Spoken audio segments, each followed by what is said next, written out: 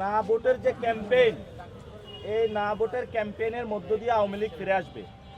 মূলত না ভোটের ক্যাম্পেইন দিয়ে জাতীয় পার্টি আওয়ামী লীগকে ফেরত আনার চেষ্টা চলছে।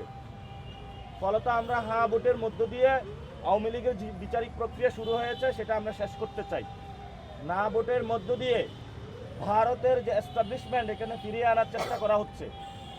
এই যে বিভিন্ন সময় যে সন্ত্রাস যে বৈষম্য, এগুলা যদি না ভোটের ক্যাম্পেইন চালায় তাহলে তারা এগুলা বাস্তবায়ন করতে পারবে। আর যদি হ্যাঁ ভোট পড়ে তাদের যেই পুরাতন বন্দোবস্ত এগুলা ধসে পড়বে এবং শেখ হাসিনা ফেরত আসবে। তারা মিলেমিশে যে পুরাতন বন্দোবস্ত সেটার মাধ্যমে দেশ চালাতে চাচ্ছে।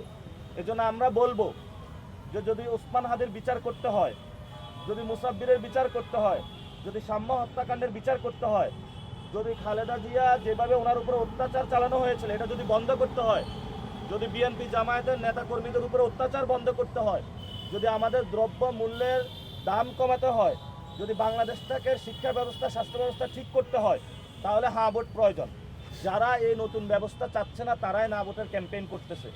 আমরা তাদের প্রতি আহ্বান জানাবো, সুযোগ এসেছে, বাংলাদেশপন্থী হন। বাংলাদেশপন্থী কথা বলে বাংলাদেশ বিরোধী রাজনীতি করবেন না। আমরা এই হ্যাঁ ভোটের মধ্য দিয়ে সত্যিকার অর্থে বাংলাদেশ পন্থা বাংলাদেশে প্রতিষ্ঠা করতে চাই।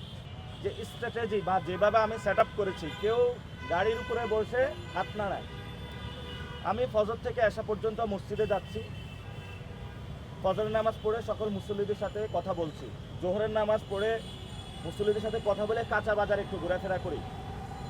তো মসজিদ থেকে যখন বের হয়ে টুপিটা মাথা থাকে এবং মসজিদে তো টুপি পরে নামাজ পড়তে হবে। এবং আমার মসজিদে গেলে অনেকে বলে যে হাদি ভাইরে আমরা টুপি পরাইয়া দিছি, আপনি টুপি পরেন। ইমাম সাহেব বলে যে টুপি পরে নামাজ পড়েন। এখন আপনারা যখন শুক্রবারে নামাজ পড়েন তখন তো টুপি পরে পড়েন। এবং ওই মসজিদ থেকে বের হওয়ার পরে ক্যাম্পেইনে আমি তো সাথে সাথে টুপিটা খুলে ফেলতে পারি না। তো এটা নির্বাচনী টুপি না, এটা হলো হাদি ভাইয়ের যে ক্যাম্পেইন স্ট্র্যাটেজি, মসজিদ ভিত্তিক ক্যাম্পেইন। আমি ওটাতে গিয়েছি এবং সবাই বলছে ওই ক্যাম্পেইনটাতে যাওয়ার জন্য।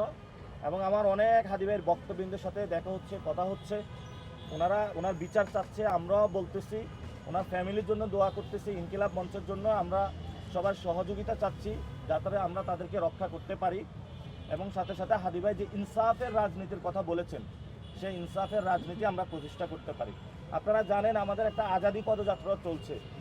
আমাদের এখানে সাংস্কৃতিক গোলামি রয়েছে, অর্থনৈতিক পরাধীনতা রয়েছে, রাজনৈতিক পরাধীনতা রয়েছে। এসব পরাধীনতা থেকে মুক্ত হওয়ার জন্য আমাদের আজাদি পদযাত্রা চলছে।